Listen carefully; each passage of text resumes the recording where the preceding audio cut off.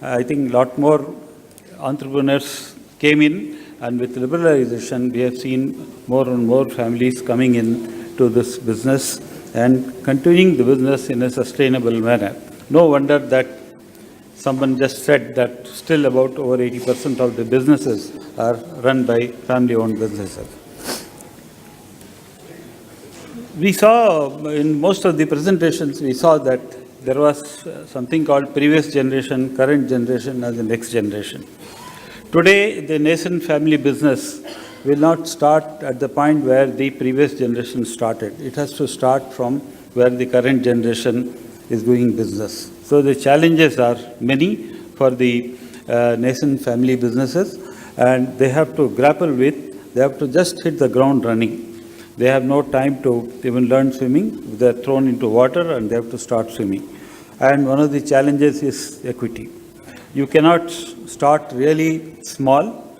You have to, I'm not saying that to start like with a big bang, but you have to start really big in the sense that you are noticed, and which requires investment in technology.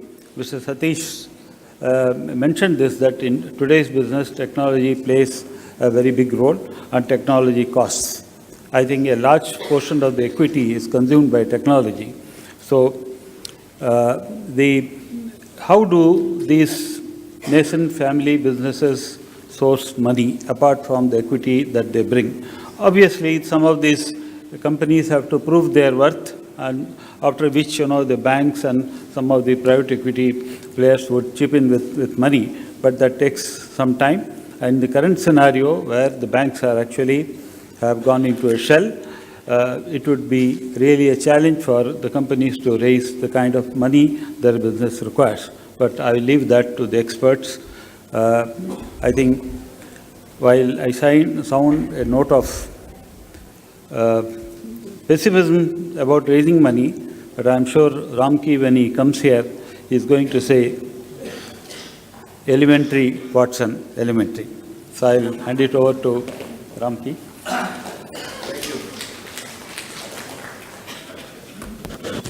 Thank you, sir, and good morning, ladies and gentlemen. Yes, I'm indeed going to say that raising money is the easiest thing today. We are living in a time and age, if we were to kind of move from, let's say, 1947 when the country got independence till today, the depth, the width, and the variety of the Indian financial ecosystem has dramatically increased. So, it will actually, I may be doing disservice to my profession because I work with companies and help them raise money.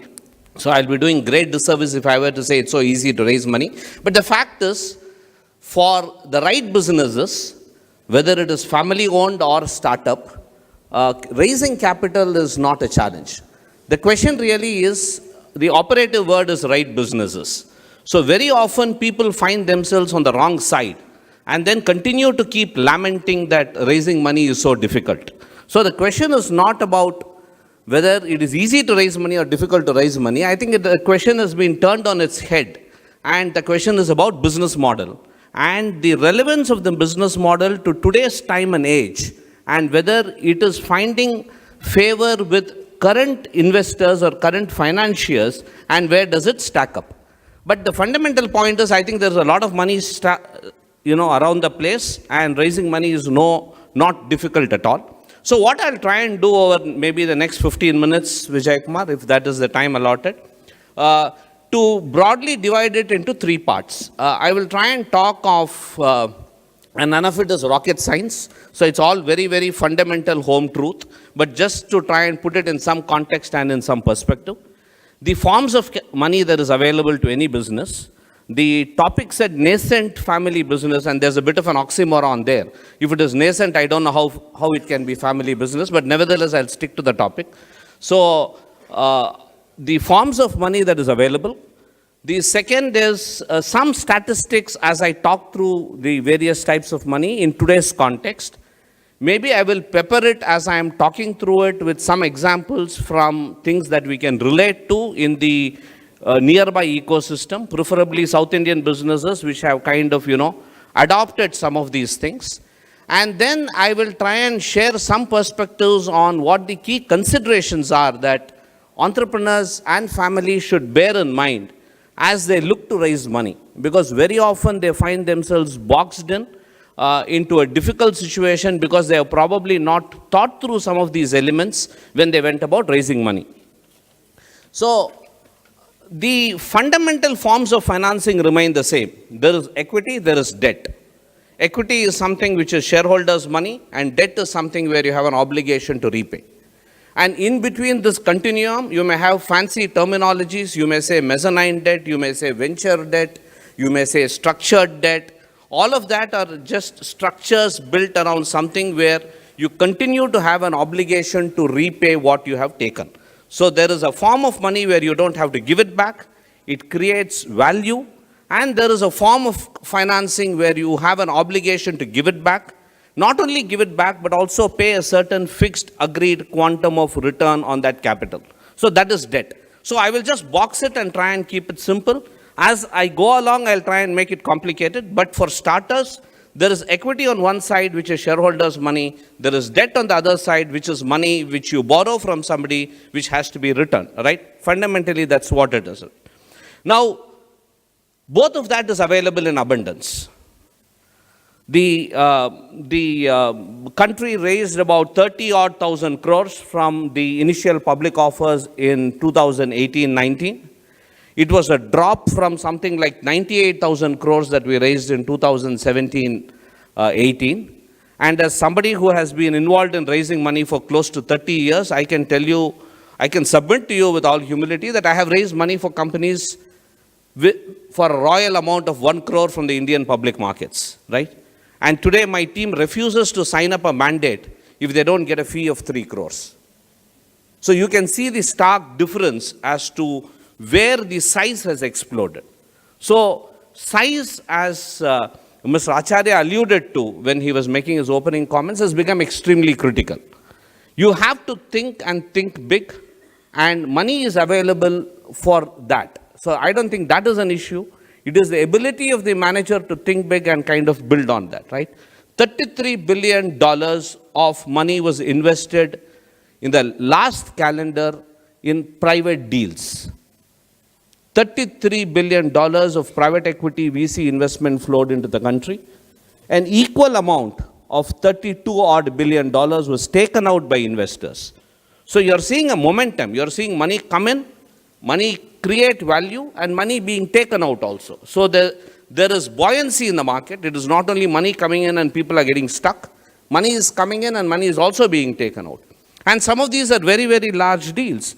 There were 81 deals last year which were more than $100 million in size. 81 private deals more than $100 million in size. There were 40 deals which were more than $200 million in size. And there were 8 deals, hold your breath, more than $1 billion in size just in the private space. I'm not talking of public issues. I'm not talking of public market. I'm talking of private institutional investors providing capital for private businesses of this order and magnitude. So to come back and say that there is no money is just failing ourselves. So money is available. It's a question of whether the businesses that each one of you are running are in the form and shape that will appeal to the people who are providers of capital, right? So this is one data point. The second data point is there has been a substantial amount of what I call as financialization of savings, which has happened in the Indian market. A lot of wealth of Indians have started going into financial instruments, and progressively from financial instruments, they will find their way into businesses. Historically, a lot of wealth was stuck in physical assets, be it land or gold or what have you. But today, increasingly, the current generation of savers are looking to save money in financial instruments. The amount of assets under management of the Indian mutual fund industry has grown about 2.5 times in the last 5 years. And today it reads at 24 lakh crores. Right? So you see the amount of money that is available in the Indian mutual fund industry. Right? The Indian portfolio management industry, the portfolio managers have something like 16 lakh crores under management. And the alternative investment fund industry, which is very, very nascent, which is about 3 or 4 years old, has about 2 or 2.5 lakh odd crores of money under management.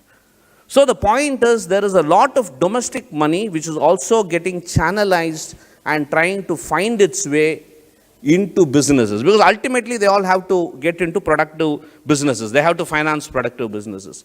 So the first point is, there is money available, and the amount of money available, whether from external sources or domestic sources, has dramatically increased in the last about 5, 6, 7 years, right? So now, what are the forms in which money flows into businesses, or particularly, let's talk of family businesses, because it's a family business conclave, right? The first form of capital is what we call as the 3 Fs: family, friends, and fools, right? That is the first port of call, right? So he taps his own resources. He goes to his immediate family, extended family, then he goes to his friends, and then he goes to some unsuspecting passerby who is ready to take a bet on him, right? And that guy also puts money not knowing what is going to happen, because he knows him, or there is some level of familiarity that you have. That is where typically any business starts with capital, right? Then the second, and then he goes on to borrow it. Historically, till 1991, the classic form of capital was promoter contribution of 33%, 1:2 debt to equity, and the balance 67% coming from public issue. Because there was no other form of capital available, right? You either had to have the promoter capital or go public, list your stock, and then go out. So you saw, 6,000 odd companies are listed in the Bombay Stock Exchange. A lot of them, really are not of critical size, because they got themselves listed prematurely. Progressively, as the economy liberalized and as external capital started flowing into the country, you also you had venture capital and private equity come in. So today, as we speak, money is available at every point of the continuum. You have the entrepreneur's own capital, you have an angel investor, you have an incubator, you have an angel investor, you have a venture capitalist, you have early stage private equity, you have late stage private equity, you have pre-IPO, and then you have IPO. So at any point in that continuum, you have pools of capital which is available, which is looking for investment opportunity. Each one has its own set of characteristics in terms of the nature of money, and each one looks for certain things in the companies in which they seek to invest. But the short point is, I think capital is available. And this is not only with reference to equity, it is also with reference to debt. So you have banks, you have NBFCs, the amount of assets under management, or the gross loan book credit of NBFCs today is somewhere around 23-24 lakh crores. Mr. Acharya will bear it out better, right? So that is the size that we have. The NBFC industry has grown. It serves to provide capital, aside from banks. Even within banks today, you have the small finance banks, which are tuned to providing debt to small businesses, medium-scale businesses. And within NBFCs, you have categories of NBFCs like SME financing NBFCs, which exclusively look at financing SMEs. So whether it is on the equity side or on the debt side, there are enough number of institutions who are today available. There are enough number of instruments that are available. You have something called venture debt, which comes along with venture capital coming from a venture capitalist. There is somebody who is ready to provide you debt. And that debt has to be serviced, even as you kind of, create value for the venture capitalist. So the fundamental cardinal difference between equity and debt being, an equity will flow to a business which exhibits the following characteristics. A, it fundamentally has to be value creating. It need not necessarily be cash flow generating, but it has to be value creating. It has to be high return on capital. Third, it has to be a non-linear, scalable business. If it exhibits some of these characteristics, then you will find capital flowing into those businesses. And each of them are very, very critical. You may not necessarily create cash flow, but you have to create value over a period of time. Because what an equity investor is looking for he is looking for value. He wants to come in at point A, which is value here. He wants to get out at point B, which is at a different value in a reasonable period of time, right? So the business inherently should be able to create that value. Whereas for a debt guy, you should have cash flow. People still have the overhang of an asset or a collateral against which they want to create a security. So you should have a security which is physical in nature, not necessarily intellectual in nature or not necessarily intangible in nature, against which something can be created, and you should be able to have the cash flow that services that lender on a continuous basis, both for principal as also interest. So that's as far as the quantum of capital and the type of capital is concerned. Now, so what are some of the key considerations? First and foremost, which is very relevant for family businesses, is you should separate, if you want to build a serious business and you're serious about it, you should separate your personal balance sheet from the family balance sheet. And that's the biggest problem that I have with most entrepreneurs and most family businesses. The personal balance sheet and the business balance sheet are so interconnected that they find it very, very difficult to separate, right? It's extremely difficult to be very sterile about looking at your personal stuff or your family stuff in one compartment and look at the business in a completely different compartment. Yes, there will be some connectivities because bankers still want you to give personal guarantees. Bankers still want you to mortgage assets. There are those connections, but aside from that, it has to be separated. The second is your economic interest in the business should be limited only to the equity that you own and the salary that you draw. That brings me to the third point, that you should not have ideally no related party transactions. But if you don't have a choice, but you need to have related party transactions, that they have to be at completely arm's length. Whether you are a lender or a borrower to your business, whether you are a tenant or a landlord to your business, or whether you are a supplier or a customer to your business. I think the problem that most family businesses have, and I will be reasonably, candid here, is that people mix up all of these things. And then go out and say, look, capital is not coming. If you have all of these mixed up in one khichdi, then an external investor is not going to derive comfort to be able to invest in you unless you separate some of these things and present to him a picture where each one is in a very, very sterilized and clean compartment, right? That's extremely critical. The second is, you need to draw a distinction between ownership and management. And this is all the more important when you transcend generations. And invariably, if I were to be absolutely, blunt about it, competence diminishes with passage of generations, right? And several family businesses have borne out as examples for that. They don't survive beyond the third generation or the fourth generation. Simply because somebody is born with a silver spoon in his mouth. He grows to believe that there is a sense of entitlement.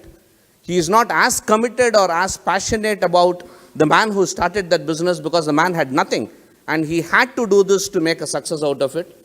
Whereas the subsequent generations have the safety net of a lot of things for them, and hence they grow comfortable in that safety net, which in a way starts impacting competence, commitment, dedication, what have you, right? So there is a need to separate management from ownership. Yeah, you have to pass the ownership to the next generation. There is no doubt about it. But that doesn't mean that there is a sense of entitlement to succeed as managers. I think that distinction is extremely critical. The second is, even at the first generation level or at the second generation level, you need to separate the activities in the boardroom, the dining room, the hall, and the bedroom. If you start mixing up all of that, and you think that you can do what you do in one room in another room, then I think you're headed for disaster, right? And very clearly, the external investors or external lenders are not going to be comfortable in a paradigm where you see all of this getting mixed up. So you need to be reasonably clear that certain things have to be carried out in certain places, and they have to be carried out only there. The third governance point is, you have to be mentally prepared to be questioned if you want to take an external investor or a lender. There will be a 25 something analyst from a private equity firm who will come and look into your eyes and question you on something that you have done for 25 years. That is the home truth, and you have to be mentally prepared for it. If you have reservations around it, then you will find it that much more difficult to take some of these things, embrace and grow. You can still run your business. I'm not saying that you can still keep it a private, closely held business and run it for generations to come. There is absolutely no misgivings about it, right? It is possible. It is just that if you have to build scale, if you have to grow, if you want to create, then you have to be open about some of these things. I will just touch on 2 or 3 more things before I wind up. One, key factors for private equity. I will not talk about what a private equity guy looks for. I am trying to tell you what you need to look for. First, respect the fact that it's an extremely high risk asset class which will seek extremely high returns.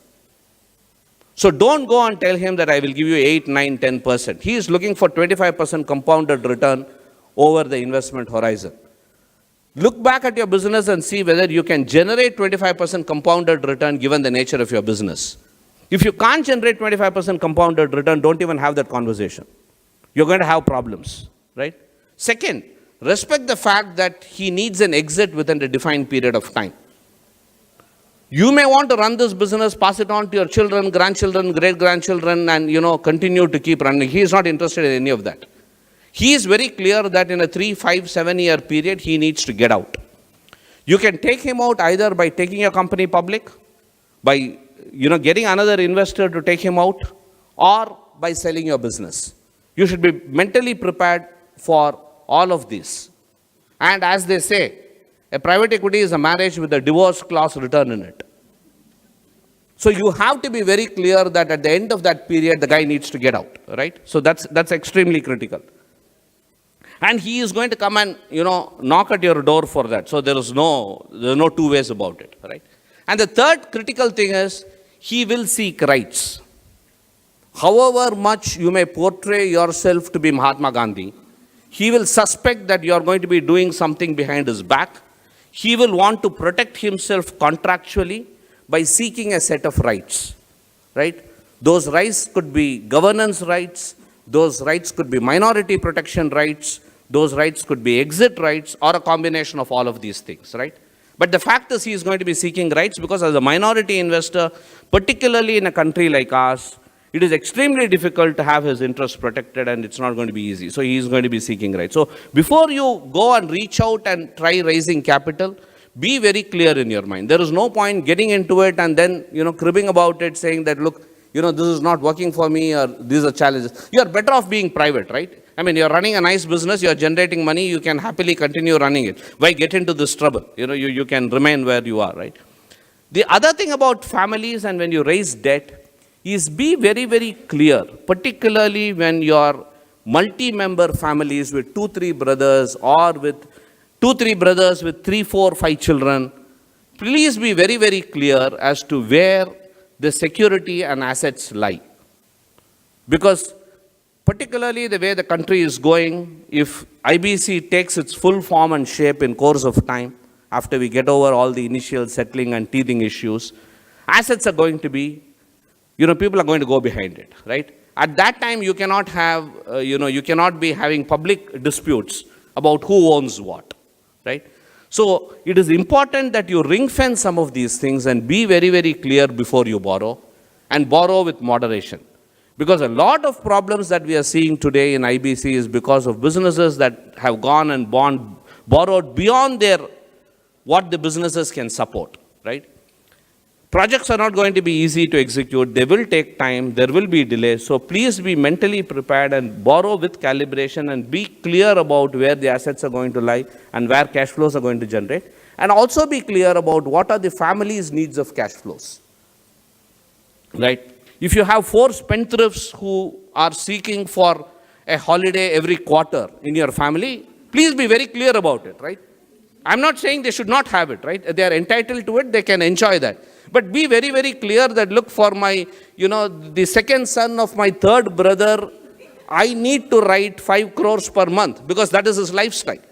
Then you cannot go out and take on an obligation to service which is quite different from what that is, right? So I think you need to be very clear about both assets and very clear about cash flows at a family level.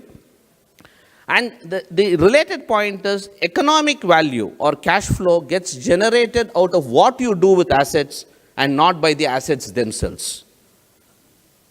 Just because you are sitting in Mount Road and running a company which makes ball bearings, I am going to come and value you only on the profitability of the ball bearing business and not because you are sitting on Mount Road and there is a land value to it, right? There may be somebody else who is ready to lend on the land, but the fact is economic value and cash flow gets generated only out of the businesses that are being carried out using the assets that you have. It could be intellectual assets or it could be physical assets, but the bottom line is economic value has to get carried out. So that's about it. So ensure that you have alignment with all the stakeholders and both internal and external before you embark on any form of capital raising. Thank you, ladies and gentlemen.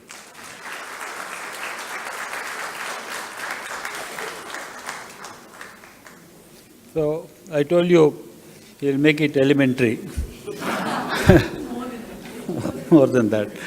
And he also told you he can raise some money for you. Right?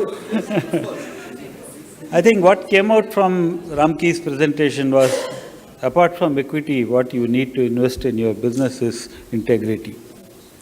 Today's lender, today's investor is a very well-informed investor, very well-informed lender.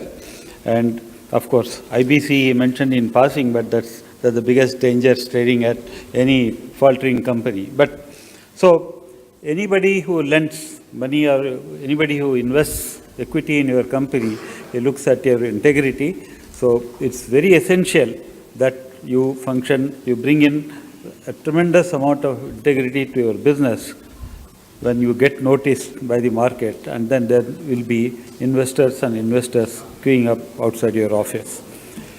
I am very happy to invite Ms. Divi Datta, partner Shardul Amarchand Nagaldas. She has come all the way from Bombay. Bombay is the financial capital of Delhi.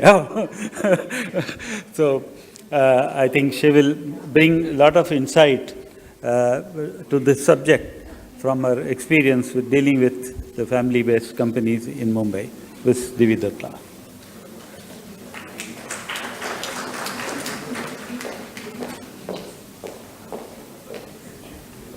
Thank you, Mr. Acharya. Good afternoon, ladies and gentlemen.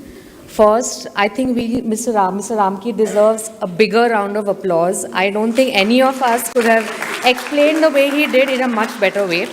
And in a way, I'm glad then the topic I've chosen is not financing nascent family enterprises, because I actually would have nothing to add. He's actually covered every point. So I thought that I should get some value addition because I'm a lawyer.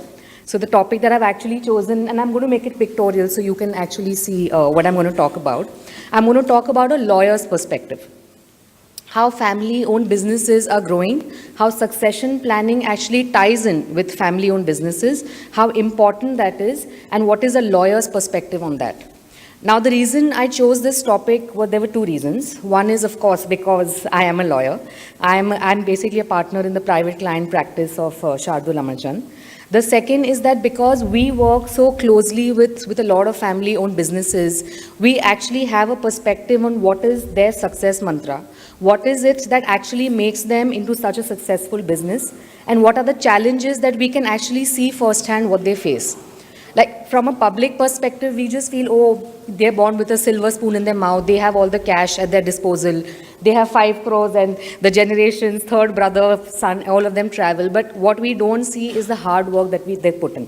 What we don't realize is what are the basic, most simplest and stupidest, if I may call it, challenges that they face.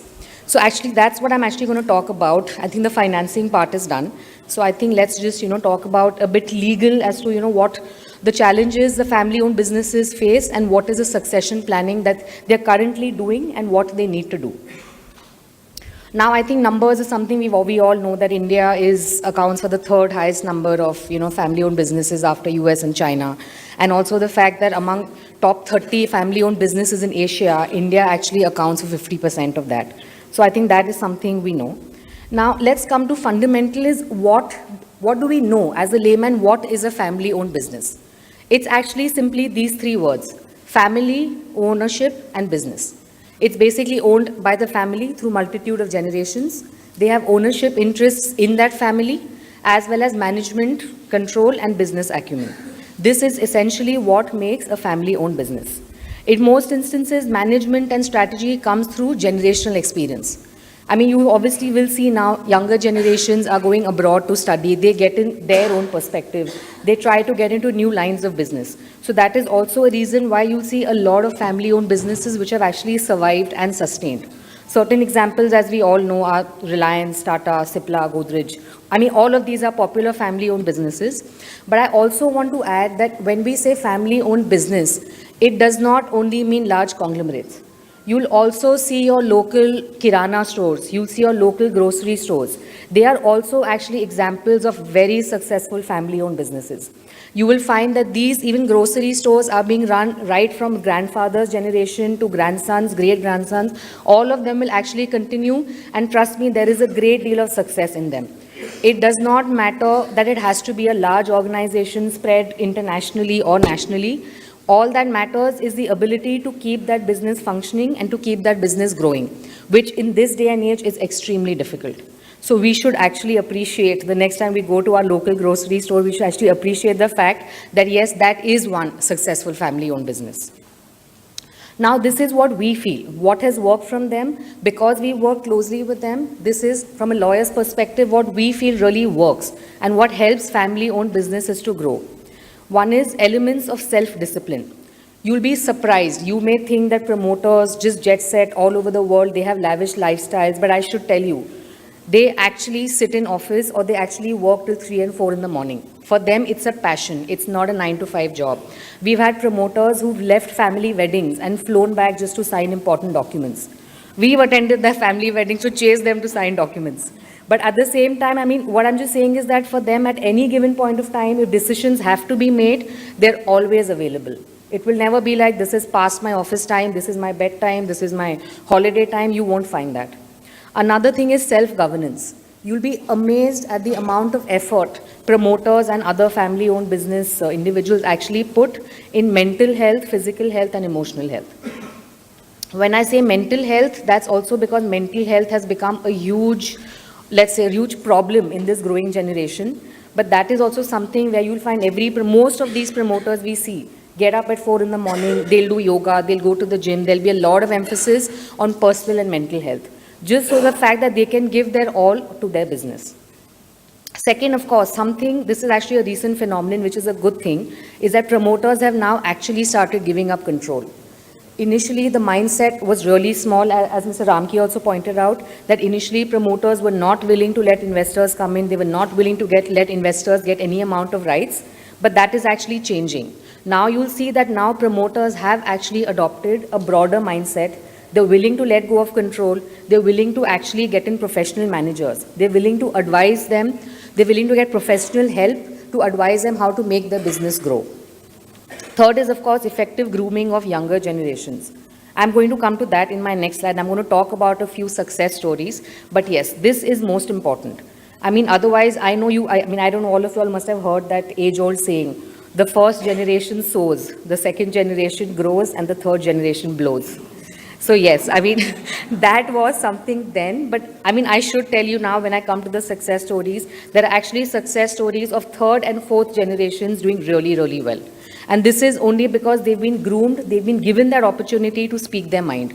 They've been given that opportunity to get something fresh to the table. Of course, another thing, as I said, allowing for planned induction of professionals into managerial positions. Also bringing new age values. I don't know if you all are aware. At least this is something that the Ambani siblings have started, which is an open office policy. They don't have doors to any of their cabins. In fact, none of the people in managerial positions have doors. So it's actually an open office policy where an employee at any point of time can actually walk in, can speak to them, or an employee at any point of time can see what they're doing. So this also somewhere builds trust. This also somewhere effectively enables the entire organization to grow. Then, of course, younger family-owned business in disruptive sectors. Now you'll find a lot of younger generations while retaining in the family but starting their own business. This is also very important because there are certain family-owned businesses which they started out only in a particular sector, But then the younger generation, under the family umbrella, has actually diversified into disruptive sectors: technology, fashion, interiors, their own companies, telecom. So in fact, that's also a very, very successful model where the family-owned business, while it continues to be one business, also lands up expanding thanks to the younger generation and their ideas. And lastly, and most importantly, increased investment in research and development needs of business. So initially, I mean, you just find promoters being very tight-fisted, not wanting to spend. The mindset was really small. People would think, why would we need to spend on information technology? Why would we need to spend on social media? But I think now everyone has realized the power of social media.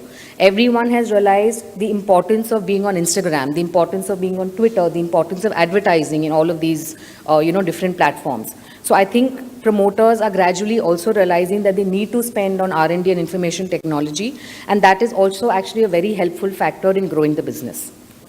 Now let's talk about a few success stories. I've just obviously picked out a few, I think, which all of you all are familiar with. One is, of course, Isha Ambani, Ananya Bilra, Anand Piramal, and Kavin Bharti Mittal. So let's talk about Isha Ambani. I think all of you all are aware that Jio is actually Isha's brainchild, and which, I mean, we know it's taken the entire telecom sector by storm.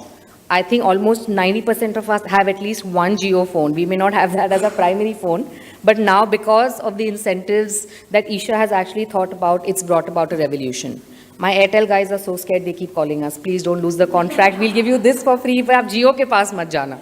So I think, you can actually realize then that what a huge impact Jio has made.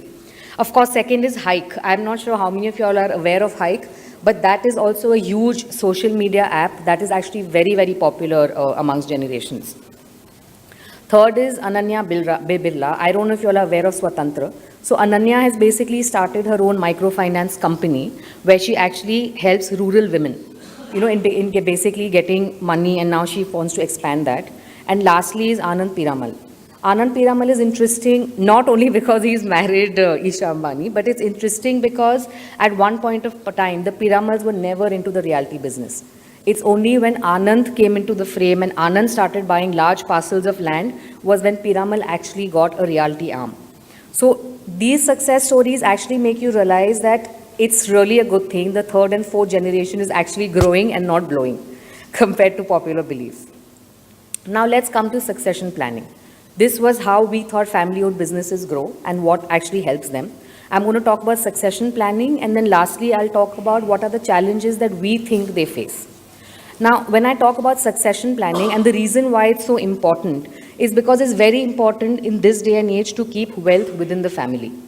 At every stage, you must be hearing publicly, very, very rarely, like public disputes between families, whether it's the Ambanis. Recent example is of the Singhanias, where Dr. Vijaypat Singhania was actually thrown out of his house, and there were disputes and all of that. So at this point of time, it's very, very important to do succession planning, also to ensure that your own family business remains in the family and it continues to grow. Otherwise, there is one dispute, and look at Anil Ambani and look at Mukesh Ambani. What could have happened? What could have been such a successful business? It is successful by one brother, but the other brothers, of course, like really, really struggling. So a lot of family, promoters come to us, that, what can we do? Help us and, give us models for succession planning that actually help us to move forward. Typical examples, of course, that the way we help them is, succession planning through trusts, succession planning through wills, family settlements, family constitutions, or a combination of all of these. Now, none of these models, no one particular model is going to be the same way that no particular family is the same. So sometimes we use a combination of these models. Sometimes we use a model that we think will suit a particular family problem. I'm just going to run through some of these models just for a basic understanding. One is, of course, the most fundamental thing, I think, with every individual, forget family-owned businesses, what every individual must do is make a will. I know the minute you broach the topic of a will to somebody, the initial reaction is, I'm not dying tomorrow. I have plenty of time to make a will. I'm still young. But I should tell you that I can actually tell you that because I have a will. And I'm very proud to say that even at this age, I have a will. I have ensured that my relatives have wills, my sisters, my brothers, everyone has a will. Okay, you have a will. That's good to know. In fact, I would suggest the minute you have any amount or even a small amount of asset that is in your personal name, you should have a will. Now, the reason why I say a will is so important Firstly, of course, the good part is that a will does not need to be stamped. It does not compulsorily need to be registered. A will can be on a plain piece of paper. It can be handwritten. The only thing that a will needs is that it needs to be witnessed by two people, because the witnesses are the ones that prove a will. But to be honest, in this current day and age, just having a will does not work, because now there are so many challenges. I mean, the richer the person is, the more greedy they become, which is very surprising, because you just feel that they already have so much money. What are they fighting about? But you'd be surprised. I mean, a will nowadays is in fact a very small part of succession planning, and definitely not the most foolproof one. But of course, a will should definitely be in place, just so that your legal heirs tomorrow are just not squabbling over your wealth and not concentrating on the business. Second is, of course, a trust. This, in fact, over the last couple of years has been one of our most successful family succession models. One reason for that is also because a lot of people have that fear of inheritance tax. The reason I'm talking about inheritance tax is because that is a problem that is actually plaguing family-owned businesses. It's not come in India yet, but I mean, a lot of us anticipate it is going to come. I mean, the government has, in hushed tones, has talked about getting inheritance tax at some point. And if that comes, given that India has a lot of family-owned businesses, this is going to be a challenge. For those who don't know, inheritance tax is basically a tax that you need to pay on any amount of wealth that you inherit. So if your father or your uncle or anyone leaves you something through a will, the amount of wealth that you inherit through your father or your uncle, you have to pay a certain percentage of tax on the value of that property. Now, the reason why trusts are so popular is because typically inheritance tax does not cover trusts, or at least initially it did not cover trusts. I can't guarantee that the new law will not cover trusts. I mean, the government is smart, we all know that. And they already know the number of trusts that have already been set up in the last couple of years. But yes, at least and not only inheritance tax, but I think also for succession planning, a trust model works because it ensures that the second or the third generation does not erode the family asset. You can actually put in your flagship shares into a trust and have the beneficiaries to be your grandchildren, your great-grandchildren, so that you ensure that while the benefits of that asset go through generations, the actual asset is untouchable. So that's actually one of the reasons why a trust model really works. And of course, another very important reason for having a trust is it eliminates the requirement of a probate. Now again, I'll just explain quickly what a probate is. A probate is only mandatory in 3 states. It's mandatory in Tamil Nadu, Maharashtra, and West Bengal. Now, any immovable property, if it's left through a will, you need to go and get a consent of the High Court to be able to get that property transferred in your name. You have to pay a huge amount of stamp duty, and it's a really rigorous process. So in your lifetime, if you actually transfer that property into a trust and eliminate the requirement of having it pass through a will, you actually, in a way, eliminate inheritance tax. You've got a succession plan in place where that asset can move through generations, and you actually eliminate the requirement of a probate. So it is a win-win situation. Okay, now let's talk about family settlement agreements. I mean, you may have heard that term, but honestly, it's very surprising the number of family settlements that we're doing now. The good part is there are different kinds of family settlements. A lot of families still want to stay together, but they want the autonomy or the flexibility to be able to manage their line of business. They don't want that interference. So one aspect of family settlements that we do is that while ownership of the business remains within the family, it's just the different verticals that get management control. So that youngsters have the flexibility to run the business the way they want to, but at the same time, the business remains within the family. And of course, I mean, the other bitter part about a family settlement is a complete settlement, as you've seen the Ambani brothers do, where there's a complete settlement of all assets, all businesses. I mean, effectively, it's just basically a complete segregation of business. But again, as I said, if you do a family settlement where the ownership remains within the family, it's just management separation, that actually helps the family become closer. It actually helps the family realize that they need each other for support, and that can actually be beneficial to enable the family business to grow. So we had done a recent family settlement of the Jindal brothers in Delhi, Mr. O.P. Jindal's 4 sons. So this is exactly the model that we had done because the brothers are really close. So it's not like, they really wanted to settle, they didn't want to separate, but they of course wanted their own management control without interference. So while ownership remains within the family, each of the brothers are named as promoter and promoter group in the others' companies, but all brothers have their own segregated line of business. And you know where the Jindal brothers are now. Okay, let's keep Naveen Jindal aside for now. But you know, otherwise, how well the Jindal brothers are doing. So family settlements, of course, is also something we've seen a rise in. And the most interesting one, I would say, are family constitutions. This is something which was not popular 2-3 years ago. It was just being done one-off, but now has become very popular. So a family constitution is basically a document that governs the internal running amongst the family. When I say family constitution, it basically means that every important decision of a family is actually taken between the members of the family. There may just be one person who's actually going to implement that decision legally. There'll be one person who'll be the director or the managing director. But every decision that that person takes will actually be well thought out by all the members of the family. And of course, the funny part is there are organized kitty parties for all the women of the family to also get together.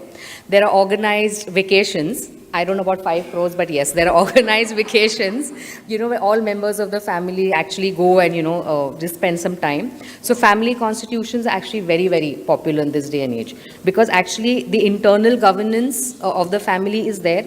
Every family member feels included. Every family member feels that their say is being taken into account. They have a power in the decision making. They don't feel that they're being sidelined. And at the same time, they don't also feel that there is somebody doing all the work and there is somebody else taking away all the money. So in a way, family constitutions, I would say, are the next thing that will actually drive family-owned businesses. So family constitutions in this day and age are actually very important. Okay, now let's come to the last part of my segment, which is basically the softer challenges, as I call it, is what we think family-owned businesses face. And honestly, none of these are legal. These are just softer challenges that we've seen from experience. The first one, as you all know, is generational change, where there is a diverse viewpoint between older and younger generations. The older generations, of course, do not want to yield to the younger generations. The younger generations, fresh from their studies, want to get in fresh ideas into the business. And most of the times, there is a clash. So that is something where if the older generation realizes, and as you've seen the 4 success stories I pointed out, all of them, the younger generation was given a free hand to develop their own ideas and look at what they've made out of it. So definitely generational change is something that is one of the challenges. Second is, of course, family politics. When I say family politics, to an extent, I know you see some of that in serials, but honestly, most of it is actually true. It's not make-believe. I mean, I'm not joking when I say that just the fact that 2 wives don't get along, and that can actually create a lot of family politics. We've actually had one wife telling us something in one year and somebody else coming and telling us something in this year, when we're drafting documents. So that's when we realize that, there is so much of family politics involved. There is very often, very often the intention or very often the assumption that the person who is taking some money is not putting in all the work and the person who's putting in the work is not getting that much money. It may or may not be true, but very often than not, yes. Most people feel that, and which is why that leads to family politics. Third is professionalism. This is actually also something, which Ramki also pointed out. Because promoters are so control-driven and they are so control freaks, they actually do not have the ability to attract external staff. That is because vis-a-vis members of the family who may not be that competent, they will never give importance to external advisors. It's always the members of the family who have that sense of entitlement. It's always members of the family who will always be the ones who will naturally have that progression, or members of the younger generation who may not be that good, but will always have that cabin or will always have that one position reserved for a family member. So that is, of course, another challenge that we see. Fourth is, again, as Ramki pointed out, access to capital. Now, promoters do not want to give any rights. Any investor who's putting in money will definitely want a board seat. Any investor who's putting in money will definitely want to have a say in how the company is running. Any investor who's putting in the money is not interested in your business. He's interested in his money. So promoters want that money, but at the same time, they don't want to give control. They don't want anyone to have a say in their management. So I think that is also a challenge. It's a mindset challenge more than anything else. And last, of course, challenges in terms of innovation. I mean, most of these organizations, barring a few which are obviously hugely successful, they tend to be conservatively managed. There will just be those 1 or 2 offices. There will just be those 1 or 2 go-to people who will manage everything. they do not believe in expansion. They just feel that if they expand, it will just be too much and they will not be able to manage. They just and a lot of promoters have a lot of trust issues. There are just those one or two people they want to place their trust in, and which is why it actually tends to be a hindrance in growth of the business. So which is why, as I said, conservatively managed. And last, compliance with regulations. This is actually proving to be a huge factor, at least from a legal perspective. I mean, now you may be aware, the Companies Act, the Ministry of Corporate Affairs has levied huge compliances that need to be followed. SEBI, RBI, all of them have huge laundry list of compliances. Most of these family-owned businesses, because of their ability or because of their restriction towards getting in professional managers, they actually, most of them, you will be surprised as to how non-compliant they are. Every time any of these companies go for an IPO, and when we do a diligence, we actually realize that there is absolutely no sense of compliance. हाँ ये तो हो जाएगा, ऐसे ही तो चलता है, इसमें क्या है, ये क्या filing करनी है, I mean, all of that, they just they think it's no big deal. The money is coming in, the business is going great, what's compliance? But what we are seeing now, and what you'll also see, the regulators are heavily coming down on companies, which is leading to huge issues, huge public trust issues. The minute you see that a promoter is actually siphoning off money, or the minute you feel that there are certain notices being issued to promoters, certain glaring non-compliances, immediately the public loses trust. And I mean, as you're all aware, there are growing examples now of promoters trying to siphon off money. I'm so glad Naresh Goyal was stopped on his way out, but yes. So this is also, of course, a big challenge that we see, which is compliance with regulations. So yes, so just as a conclusion, key takeaways, we just feel that there should not be a trade-off between personal wealth and securing the interest of the family. You can't secure your own growth without securing family growth. The two have to go hand in hand. If you want your personal growth, you have to ensure that your family business grows. And of course, as I said, most of the challenges are financial. There are certain soft factors, and which is why you need to do effective succession planning. You need to let go of control. You need to broaden your mindset. And lastly, as I said, it's very important to recognize that no two families are the same and no two issues are the same. So I think it's very important for even families to realize that if a family had a issue and they dealt it with them in a particular way, that same issue or that same solution does not apply to their family. Every family has a separate solution to look at, and every family should actually go to professionals for help. So I think with that, I conclude my presentation. Thank you very much.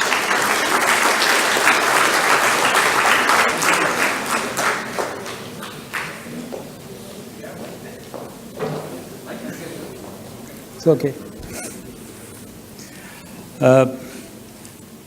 I think Ms. Devi's presentation reinforced a fundamental aspect of lending. As lenders, we don't just look at liquid ratio, current ratio, debt service coverage ratio. We also see how organized an enterprise is to tackle different situations. Succession planning is one such thing which gives a lot of confidence to the lender or the investor. Similarly, the compliance issues. I was just telling Ramki, when my operations people, they need one business development officer, I ask 100 questions. But when they need one compliance officer, I ask minus 100 questions. So that is how it's. And earlier, compliance issues, if you tell a typical businessman, you need to run your business like this, you say, if there is any compliance issue, I'll manage it. But now, things have changed. Compliance is in focus. You are under surveillance by more than one department.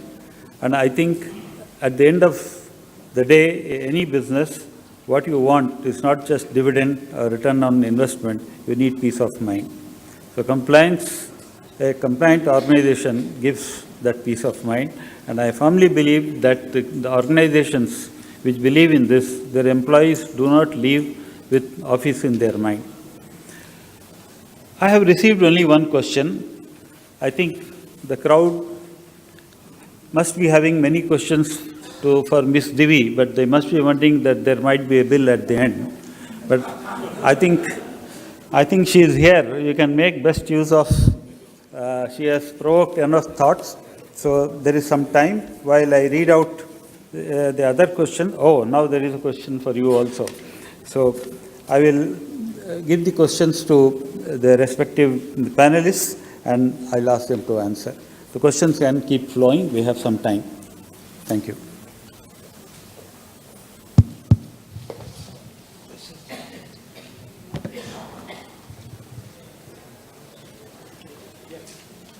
There's a question from Mr. Ravi Padmanabhan to Ramki. Ramki, you can read out.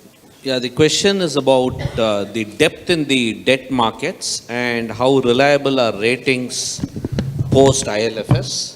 That's one part of the question. The second part is about how mature is the SME segment for listing in the stock exchange. Okay.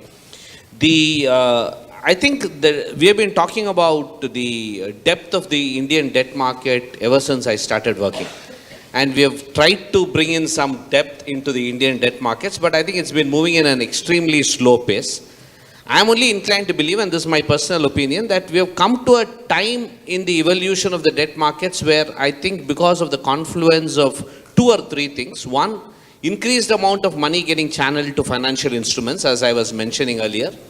Second, increased use of technology platforms to kind of facilitate trade. I think we are at an inflection point where the debt markets will start deepening sooner, if not later. Because one of the things that happened in the equity markets, if you go back in time, is I think the equity markets suddenly assumed a different form and shape the moment dematerialization happened and public outcry was replaced by online trading. So the moment with technology being available today, I think there is a lot of scope for the debt markets to get deepened. The second is about ILFS. I hope there is nobody from the rating agency sitting here. I think that is in for a serious overhaul. Who is going to bell the cat is an issue. Is it going to be the government? Is it going to be public at large, investors? I think that only time will say. But clearly this rater paying for rating model and also at some level the companies paying for auditor model post the ILFS charge sheet by the SFIO. I think we are going to see some serious changes there. What form and shape, we don't know, but it's always been an issue.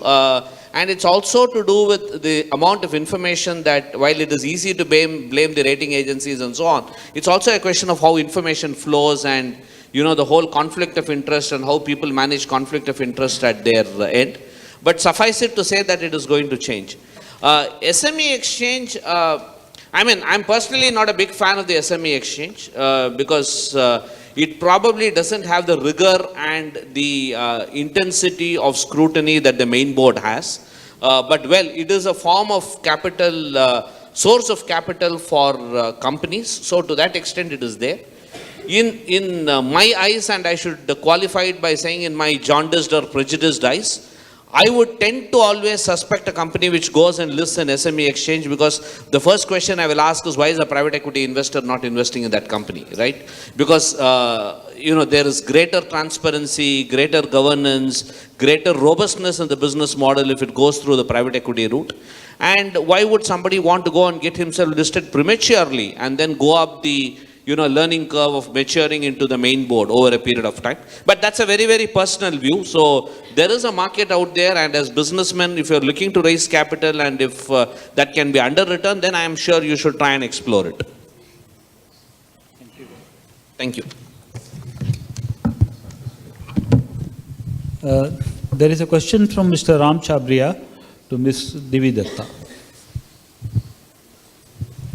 So the question is, while the family wants to be together, how do you resolve stubborn differences within the family? So honestly, this also depends on the kind of differences that you have. Couple of instances of stubborn differences that we have seen is, of course, the younger generations want to opt out of the family business because they think it's something which they don't want to do and they want to start their own. So I think, as I've said, one way to resolve that difference is you do give them an amount of seed capital and have them try and branch out into the kind of business they want to do, while at the same time being under the family brand or the family umbrella. Second stubborn difference, of course, can happen between two members who are running the same business. As I said, one may feel that, the other one is putting in more effort.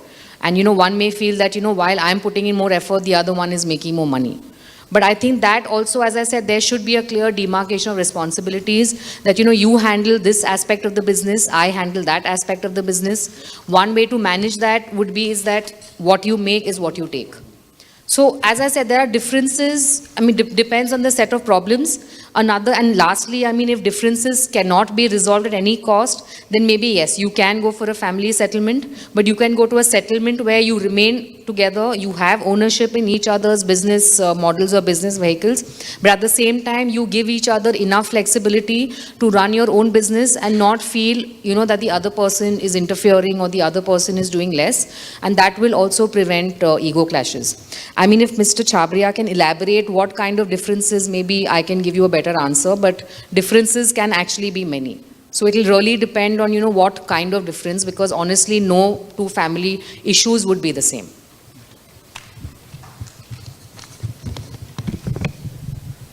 There is a question from my senior friend, Sam, Mr. S. A. Murli Prasad, to Ramki.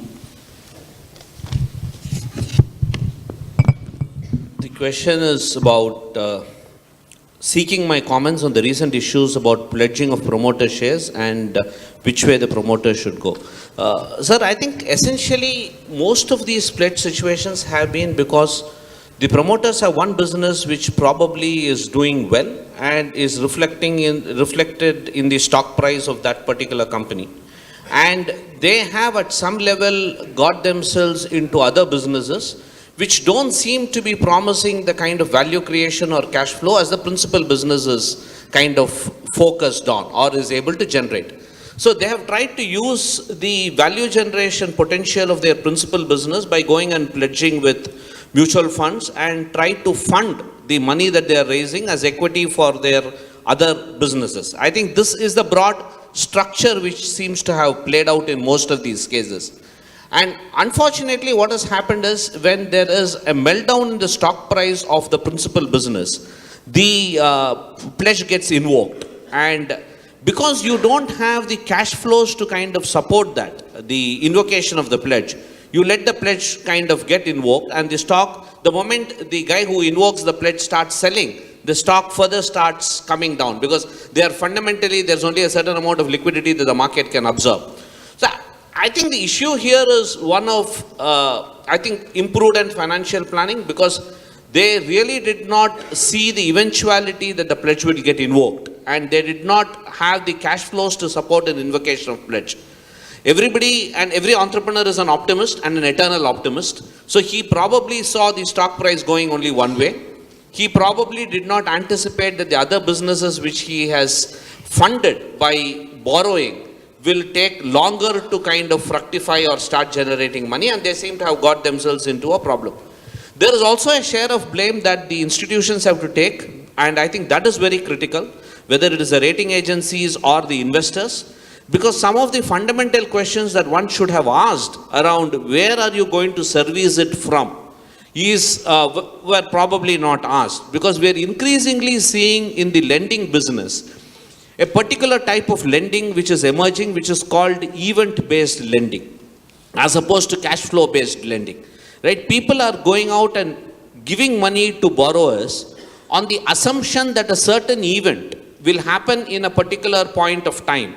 And if that event were to happen, the borrower will have the necessary liquidity to be able to close out the borrowing that he has taken. God forbid if the event doesn't materialize as planned at the time of lending, then he gets himself into some kind of a difficulty. And I think some of these are event-based lending. It is likely that the borrower would have gone and told the investor that, look, I'm going to raise private equity or I'm going to raise private capital in my other business. And the moment private capital is raised, I will be able to kind of, foreclose this. That not having happened because the businesses have not matured, I think is putting them in a spot. It's all learnings that we are going through, and I hope with every learning and every episode we come out wiser and better. This used to be called bridge loans those days. Yeah. So, ladies and gentlemen, we have come to the close of this program. I thank my fellow panelists for giving a very powerful and sharing their insight with the people. Thank you so much.